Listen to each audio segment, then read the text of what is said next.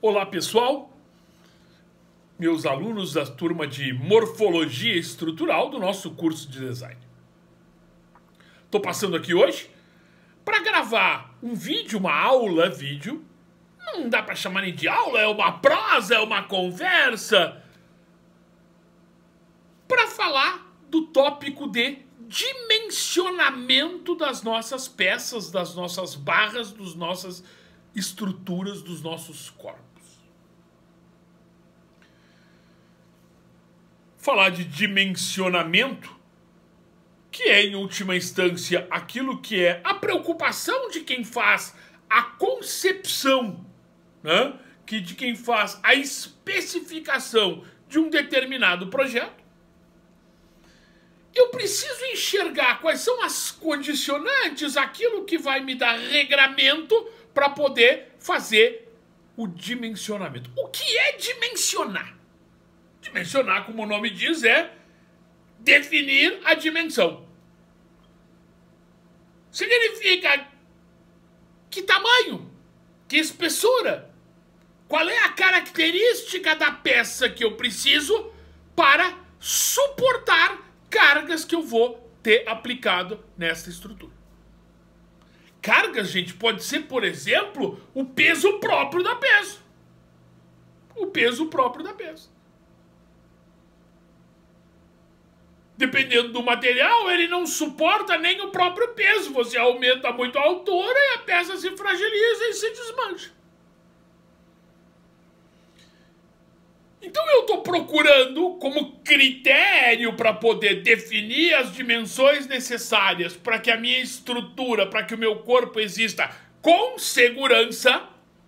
E observem, aqui aparecem alguns parâmetros de referência. Segurança é fundamental.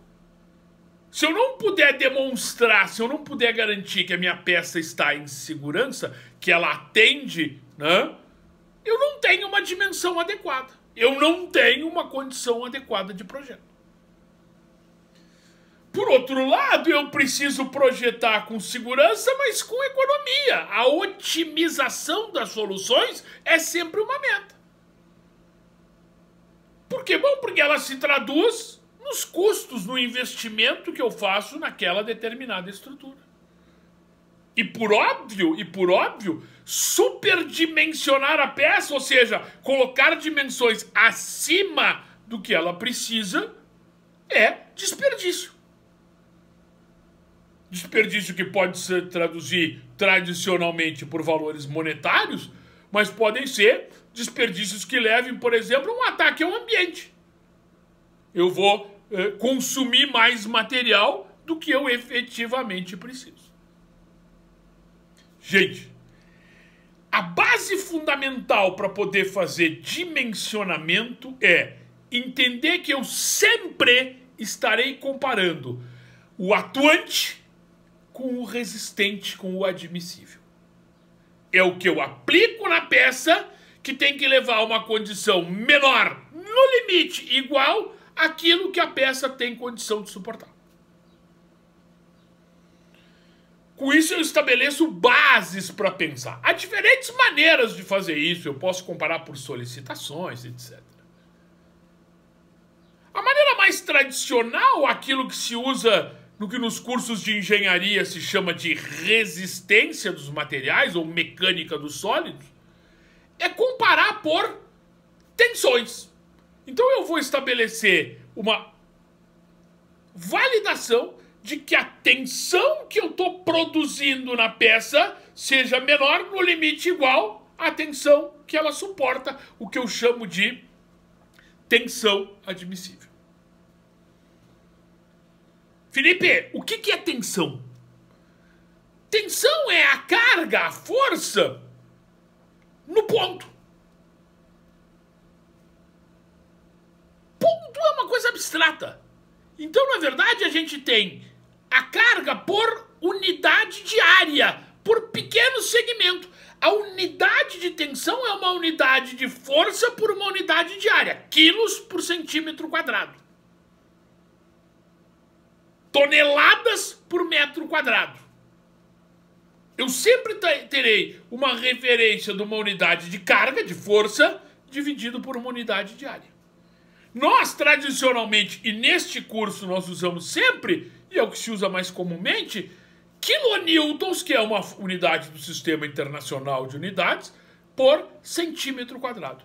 Então é a carga que eu vou aplicar em cada centímetro quadrado da seção da minha peça.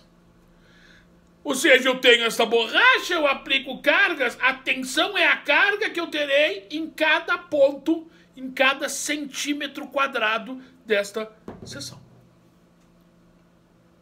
Conceito de tensão. Bom, e a tensão admissível? Bom, a tensão admissível é quanto o material... Tensão de novo, né? Tensão de novo. Então, é quanto o material suporta por unidade de área.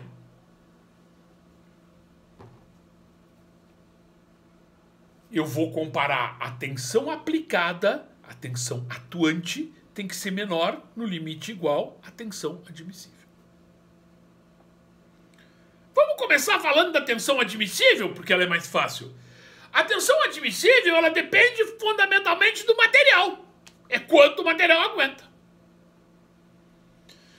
Então lá, no nosso material de aula, mas em todos os livros de ciência dos materiais, de engenharia dos materiais, e vocês podem encontrar isso na internet, no material de aula eu coloquei uma tabela de referência, em que eu tenho ali a tensão típica de resistência para diferentes materiais.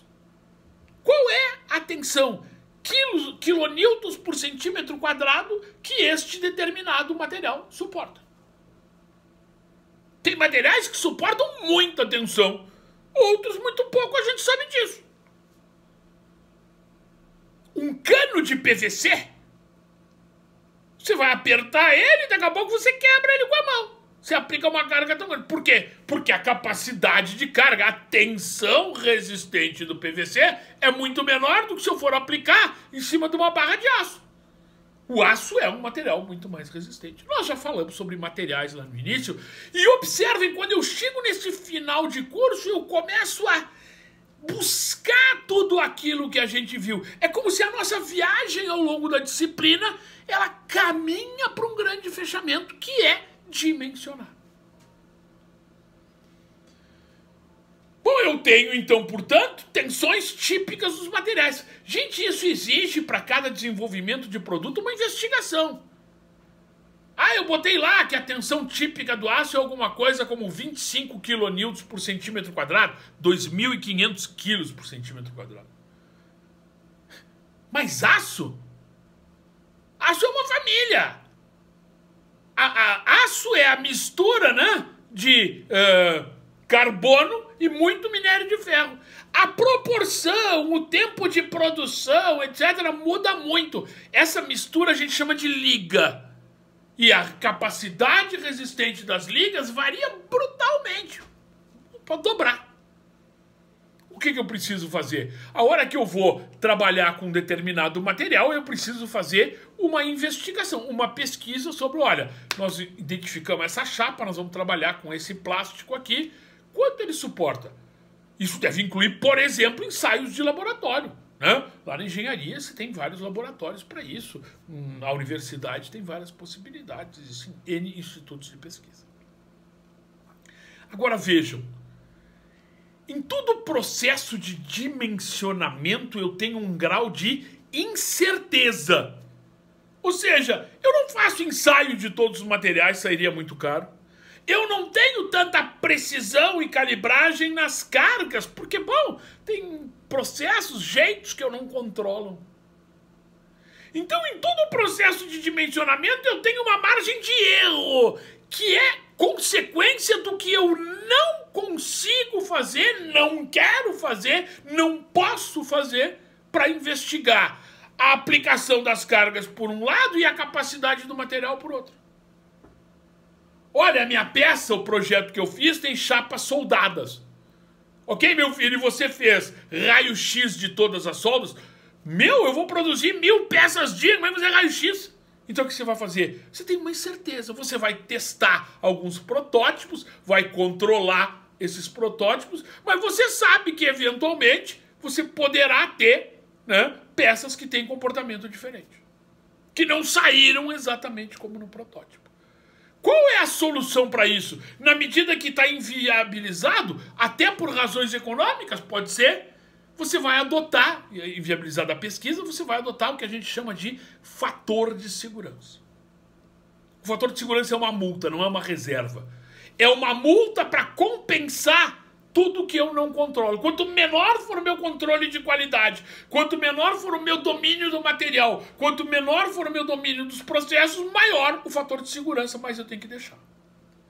Eu mostrei para vocês lá na aula que esses fatores de segurança variam aí de 1.5 a coisas como 2 ou 3, dependendo do tipo da solicitação, do material, etc, etc.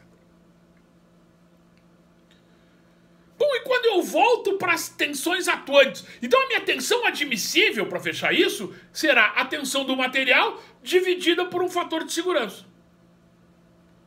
Eu admito que eu posso aplicar nesta peça o que o material resiste reduzido, dividido por um fator de segurança. Eu vou ter uma tensão admissível menor, inferior ao que o material resiste. Por quê? Porque eu preciso compensar coisas que são incertezas. Quando eu venho para a tensão atuante, a tensão atuante é a função das cargas que eu boto na estrutura, daquilo que eu aplico no corpo. O estudo das cargas, olha, o peso da criança no balanço, o peso da cadeira pendurada no teto, o volume de água no reservatório da cafeteira, o peso da terra num vaso, numa floreira, etc, etc, etc. Eu tenho que fazer um levantamento, um mapeamento das cargas e criar um modelo da minha barra. Já fizemos isso antes. Com essas cargas nós vamos descobrir, por exemplo, as reações, que foi objeto de outro vídeo da matéria, que vão ser transferidas para os pontos de fixação, pontos de apoio. Mas para entender o atuante, eu preciso saber como essa carga circula por dentro do meu material. Então eu vou identificar 3 tipos de solicitações fundamentais. Atração.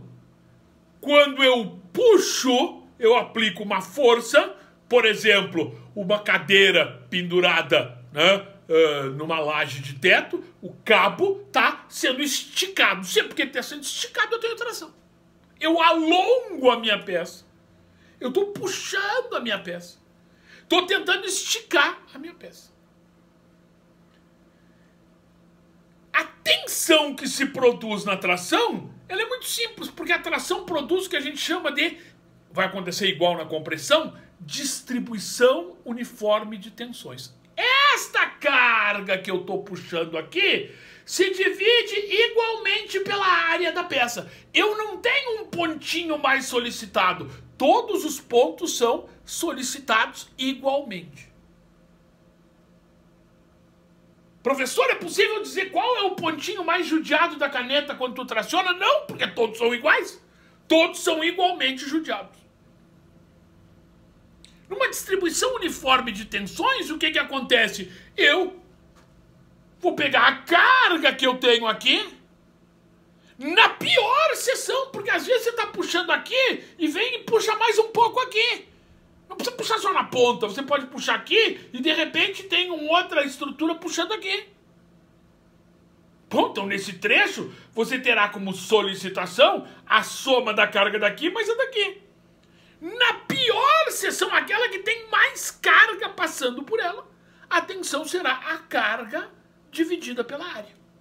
É um rachito. Nós vamos dividir. Então a minha tensão atuante na tração é a carga dividida pela área. Vocês têm alguns exemplos lá no nosso material para poder fazer essa avaliação. O segundo tipo de solicitação é a compressão. Na compressão é uma tração na contramão. Em vez de esticar, eu aperto. A minha força agora se aproxima da seção e tenta produzir um encurtamento da seção. este encurtamento da seção, ele é obtido pela ação desta força normal aqui, que tende a achatar, como se eu pegasse as fatias do meu pão de sanduíche e apertasse. Eu provoco um encurtamento.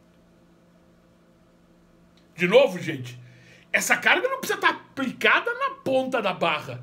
Eu posso ter vários andares de carga. Há um exemplo no material, aquele do móvel, imaginem vocês uma coluna distante. A prateleira de cima aperta um pouco, a prateleira de baixo aperta mais um pouco. Então o trecho que está aqui embaixo tem a carga da prateleira de cima mais a carga da prateleira de baixo. E a próxima terá da primeira, da segunda e da terceira. Eu vou levando as cargas, literalmente a solicitação está viajando em direção ao ponto de fixação, a vinculação. Qual é o ponto que me interessa? Bom, se eu vou fazer uma peça toda igual, eu vou precisar do ponto que tenha mais carga, onde eu somei mais cargas, tipicamente lá embaixo. Filipão, mas eu pensei que de repente eu podia fazer a perna da minha estante mais robusta aqui e mais fina aqui. Tu concorda que aqui em cima tem menos carga? Claro que eu concordo. A carga vai descendo em direção ao apoio, em direção à fixação. Você poderá dimensionar cada pavimento, cada andar, cada nível da sua estante com barras diferentes, em que a barra de cima seja menor.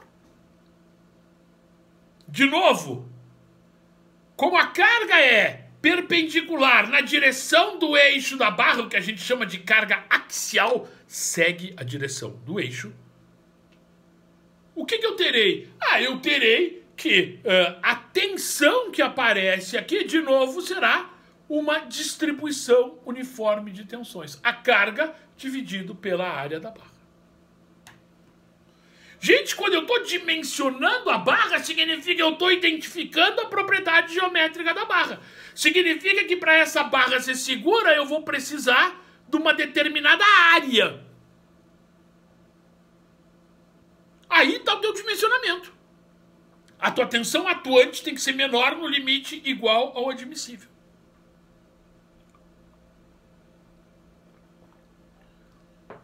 A carga você já tem. O admissível depende do material e do fator de segurança. Para que você tenha a tensão atuante, você precisa da carga dividida pela área. Esta área é a característica geométrica da barra que você está definindo. Olha, Felipe, eu preciso de uma caneta que tenha uma área de meio centímetro quadrado, de 3 milímetros quadrados. Ou eu preciso de um pé de estante que tenha 12 centímetros quadrados de área. Muito bem.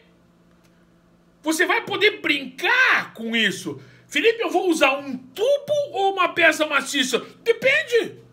Aí está a sua liberdade. Eu quero a área. Com aquele material que você especificou, você precisa me dar tantos centímetros quadrados de área. Na compressão há um fenômeno que a gente não estuda, mas eu comentei aqui, que chama-se flambagem. Barras muito fininhas, você aperta e ela, por uma questão de instabilidade, ela não consegue se manter estável naquela posição, ela salta para o lado. Essa instabilidade tem o nome de flambagem. Isso é um problema e só acontece nas barras comprimidas. Flambagem é uma instabilidade que só acontece nas barras comprimidas. Então, quando eu trabalho com barras comprimidas, para me prevenir da flambagem, neste dimensionamento simples, básico que nós estamos usando na disciplina, lá na engenharia tem critérios mais rigorosos para isso. Não estava preocupado com isso. O que a gente faz nas barras comprimidas é trabalhar com fatores de segurança mais altos. Ou seja, eu sou mais cuidadoso com a tensão que eu posso aceitar, porque além da capacidade do material, eu tenho a preocupação que a barra salte para o lado, sofra o que nós chamamos de flambagem. É comum que nas barras comprimidas se usem fatores de segurança como 2, 2,5, 3. Fatores de segurança mais altos para proteger, para prevenir desta condição. A terceira situação que sobra é a das vigas, das barras fletidas. Este caso é um pouco mais complicado. Na viga, na barra, na longarina, no elemento fletido, eu tenho a carga não mais esticando ou encurtando, eu tenho a carga transversal ao eixo da barra. A carga transversal ao eixo da barra leva a um fenômeno que não é alongar ou encurtar a barra, é curvar a barra. Se eu pegar duas fatias do meu pão de sanduíche da minha seção, ela faz esse movimento. Ela gira, assumindo uma curvatura. Isso está desenhadinho lá no nosso material. Este giro se traduz porque quem produz giro é uma grandeza física chamada momento. A força provoca esse deslocamento. Agora, o momento provoca giro. Então vejam, agora a minha seção já não tem uma distribuição uniforme de tensões. Já não tem aquela coisa de que estica ou encurta. Não! Agora há giro. Alguns pontos da seção se esticam, se afastam, outros pontos se encurtam. Quanto mais longe eu estiver do eixo da peça, pior o efeito. Mais encurta ou mais estica. Quanto mais no bordo eu estiver, maiores são as deformações. Esticar, encurtar. Num elemento fletido, eu não tenho todos os pontos igualmente solicitados. Não! Eu terei tensões diferentes. Olha lá no meu material. O que vai acontecer é que cada pontinho, em cada nível de afastamento do meu eixo da barra, eu terei, né? Observem, isso é um EVA, uma peça curvada. Esta parte de baixo esticou, esta parte de cima encurtou. Quanto mais na superfície, mais no bordo, piores são as deformações. Logo, piores são as tensões. Num elemento fletido, biapoiado, da metade para cima, há encurtamento. Bem no eixo não há alonga e não encurta, é o que a gente conhece como eixo neutro. Quanto mais eu me afasto, mais encurta. Quanto mais eu me afasto, mais alonga. Então as minhas tensões são variáveis em cada pontinho da peça. Eu terei pontinhos que são comprimidos, pontinhos que são tracionados. Eu terei pontinhos mais tracionados, menos tracionados, zero, pouco comprimido, e vai aumentando até chegar no máximo de compressão. Agora eu já tenho pontos solicitados a tensões diferentes. Do nosso ponto de vista para dimensionar, eu continuo preocupado em descobrir a máxima tensão que aparece, porque a máxima tensão que aparece tem que ser menor ou igual à tensão admissível. Aonde está a máxima tensão numa barra fletida? Nos bordos. No bordo mais afastado do eixo. Quanto vale essa tensão? Se liga nisso. Quanto vale a tensão numa barra fletida? É o momento dividido por uma propriedade geométrica da seção, o WX. O W da seção. Professor, como é que eu vou descobrir o momento? Gente, o momento na barra se calcula a partir das cargas e das reações por condições de equilíbrio. Isso é um processo trabalhoso, longo, que exigiria uma base de formação muito maior. Qual é a simplificação que a gente costuma fazer? Faz aqui, faz no curso de arquitetura, faz em muitos lugares.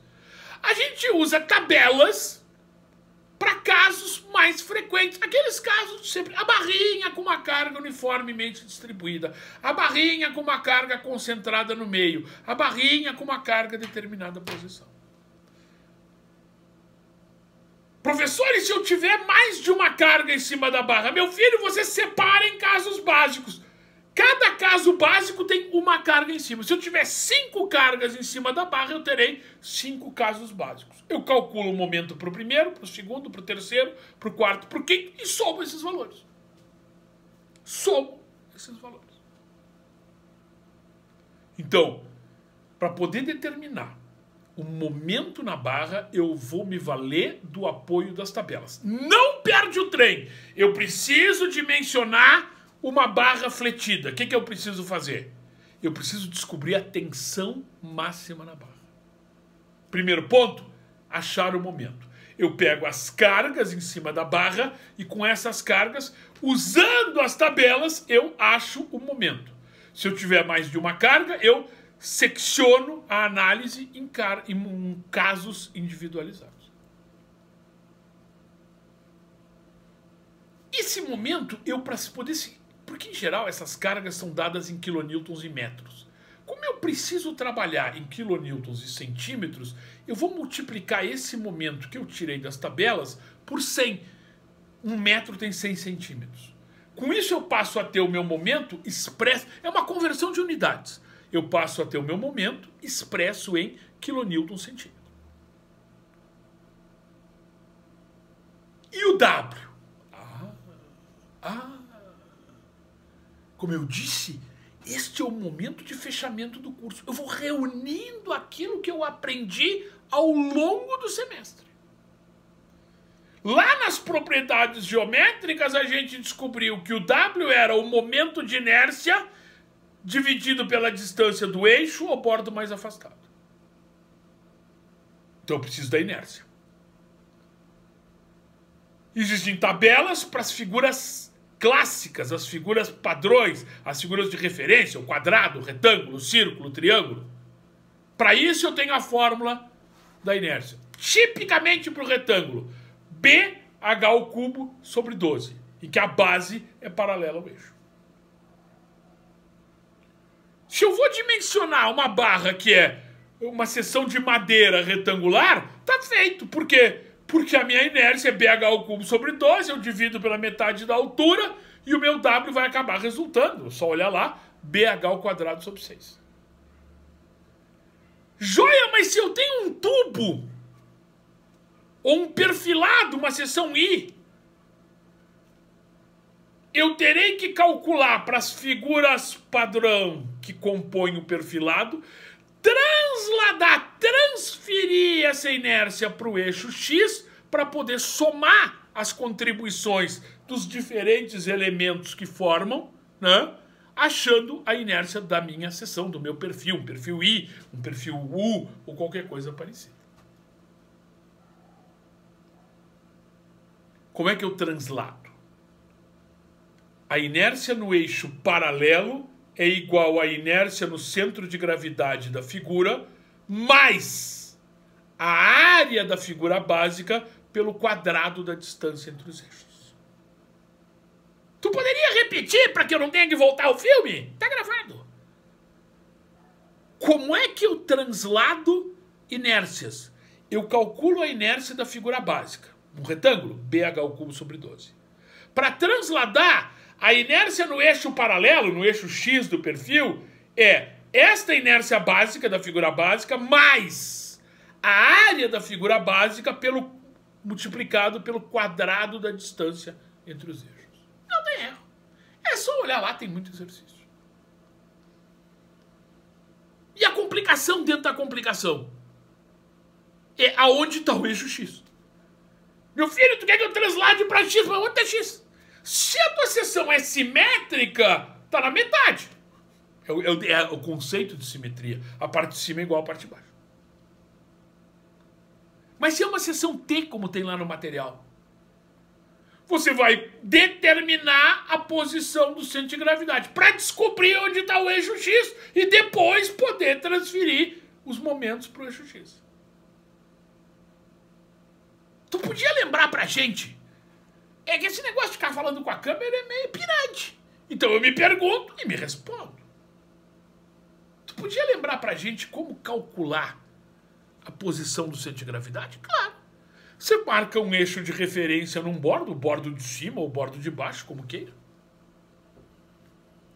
E você sabe que a área de toda a seção, multiplicado pelo YG, que é a distância da referência ao eixo X, é igual a soma de cada areazinha multiplicada pela distância do centro de gravidade da areazinha ao eixo de referência.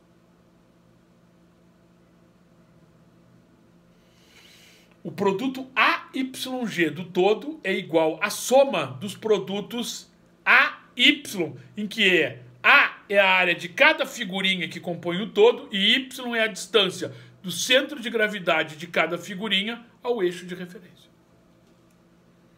Então o caso mais complexo que tem, meu Deus do céu, eu nunca vou resolver isso, por favor. Se liga, se liga. O caso mais complexo, ele implica em, primeiro, achar a posição do centro de gravidade. Se o perfil é simétrico, está definido, é no meio. Se não é, põe o eixo de referência e descobre onde está o YG. Ali você vai ter o eixo X. Segundo, calcule a inércia do perfil. Como é que eu faço isso? Calculando a inércia de cada figurinha para os eixos paralelos a X e transferindo, transladando para o eixo. Para transladar, pega a inércia da figurinha para o seu eixo e soma o produto da área da figurinha pelo quadrado da distância entre os eixos. Meu filho, a hora que você tiver a inércia, você tem o W, porque o W é a inércia dividido pela distância do eixo ao bordo mais afastado. Quando é simétrico, a distância para cima é igual ao de baixo. Isso é que define simetria. Quando não é simétrico, você tem que olhar qual é o bordo que está mais afastado. É o de baixo? Então esta é a distância. A hora que você tem o W, você está feito na vida, porque a tensão é o momento que você tirou daquela análise dos casinhos de carga em cima da barra, multiplicado por 100 para ter em kN/cm, você pega esse momento e divide pelo W. Isto é a máxima tensão que vai aparecer lá no bordinho da tua seção. Os pontos mais judiados, mais sacrificados estarão lá no bordo. Quanto vale a tensão lá? O momento, tabela, multiplica por 100, dividido pelo W. E o W nada mais é do que a inércia pela distância do eixo ao ponto mais afastado. Não é tão complicado. Não é mesmo. Precisa dar uma olhada no material. Precisa fazer os exercícios. Precisa olhar os exercícios resolvidos. Meus queridos, eu espero que esta prosa, esta reflexão, esta recuperação de conteúdos ajude a vocês a consolidar. É uma informação complementar a tudo que está exposto nos PDFs e que foi trabalhado nas nossas aulas através da plataforma Zoom. Grande alegria poder trabalhar com vocês. Grande abraço, se cuidem, vamos em frente.